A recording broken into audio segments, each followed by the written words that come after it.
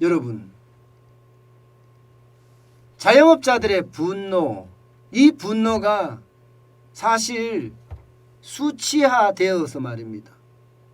그 분노가 몇 번이나 있었는지 예상할 수 있는 그런 지표들이 계속 발표가 되고 있습니다.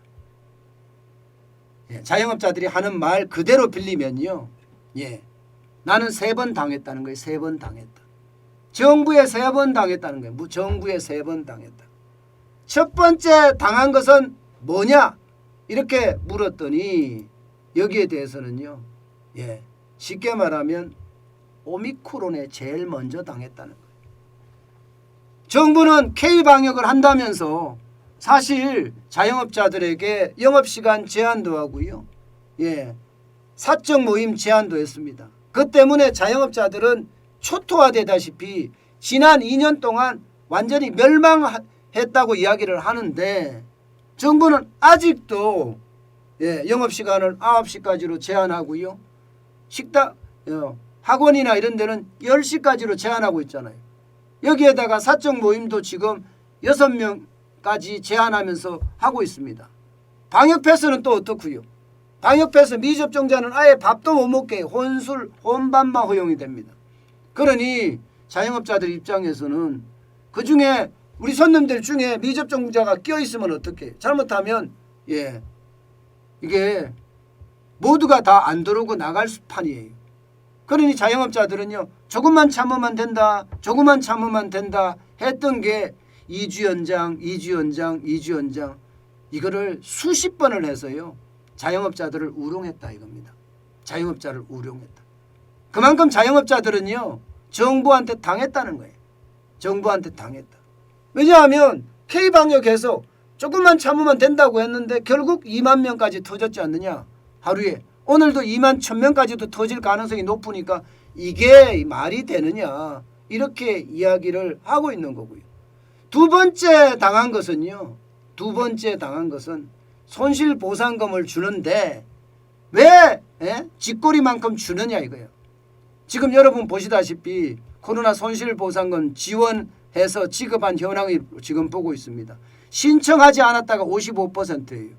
정부는 자영업자들에게 지원금 준다, 재난지원금, 방역지원금 이렇게 하면서 난리를 쳤지만 여러분 55%는 신청도 안 했고요. 신청해서 받았다가 22%고요. 신청했는데 못 받았다가 23%입니다. 그러니까 많은 분들이 그러잖아요. 왜 자영업자만 지원해? 이렇게 이야기하지만 실질적으로 자영업자들이 지원을 받은 것도 많지 않다는 거예요. 55%는 받지 못했다는 거잖아요. 신청해서 받았다가 22%밖에 안 된다는 사실이에요. 이런 걸 보면 자영업자는요, 손실보상을 어렵기도 하고요, 지원을 해준다고 하는, 우리는 방역에 엄청나게 협조를 했는데 거기에 대한 지원도 굉장히 어려울 뿐만 아니라 신청해도 제대로 받을 수 없다는 그런 이야기가 되는 겁니다. 그만큼 말입니다, 자영업자들은 정부의 정책에 협조했지만 그에 대한 반응은 정반대로 돌아왔다, 그런 이야기라서 두 번째 당했다는 겁니다. 실제로 문제는요, 세 번째 당한 것은요, 그 어느 것보다 뼈 아프다는 거예요. 세 번째는 뭐냐? 세 번째는 물가예요. 물가 상승률이 사업에 엄청나게 부담으로 커졌다는 거예요.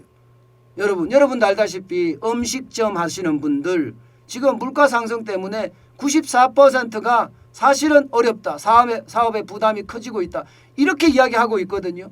그런데 단 한 번이라도 식당을 위해서 아니면 자영업자들을 위해서 정부가 부가세를 내려준다든가 물가 상승을 최소화시킬 수 있는 방법을 만들어준다든가 그런 적이 있습니까? 없습니다.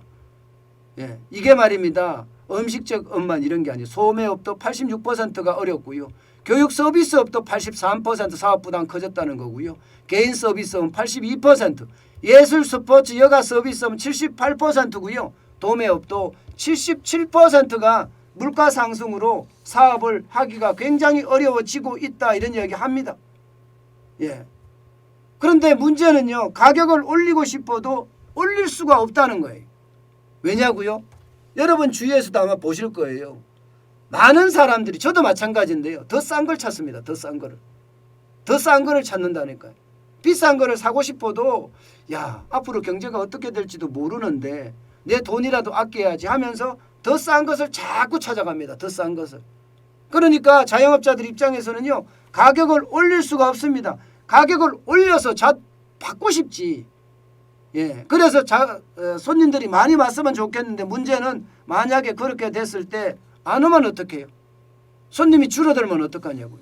그러니 도저히 안 되겠다. 결국 말입니다. 예, 결국 가격을 못 올리고 있습니다. 솔직히 자영업자들 중에 아예 이렇게 이야기합니다. 부산에서 옷가게를 하는 자영업자는요. 장사가 오지게 안 되는 건 똑같은데 예, 이게 자격을 따져서 예, 지원금을 준다는 것은 말이 안 된다. 게다가 가격을 올리고 싶어도 올리지 못한다는 그 사실이 진짜 예, 슬프다. 이렇게까지 이야기할 정도입니다. 문제는요. 3번 당하는 데서 끝나지 않을 거라는 사실이에요. 3번 당하는 데서 끝나지 않을 거죠. 4번째도 지금 대기하고 있다는 거예요. 대기하고 있다. 그 4번째가 바로 이겁니다. 앞으로 매출 전망입니다. 앞으로 매출 전망이 괜찮겠느냐 이거예요. 매출 전망이.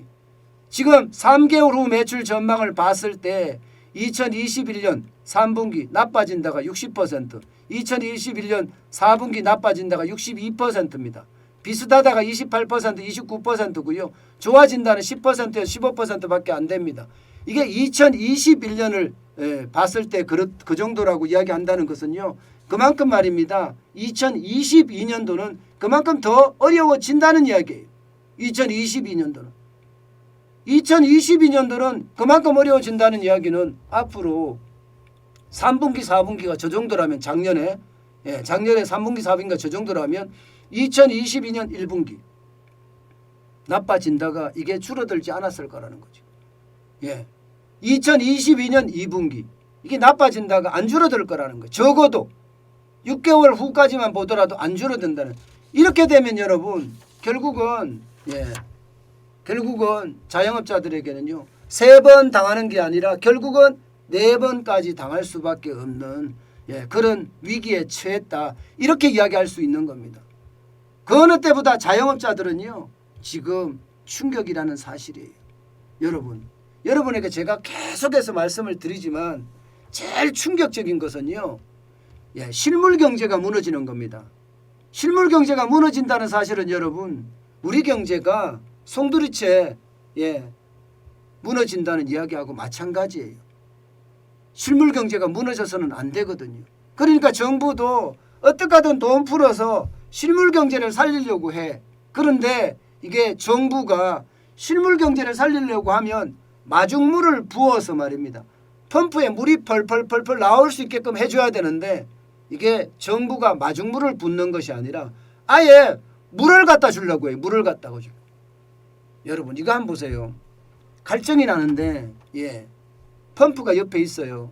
여기에 마중물을 주어서 펌프에 물이 올라오게 하면 여러분 그 갈증은 언제든지 해소가 되겠죠.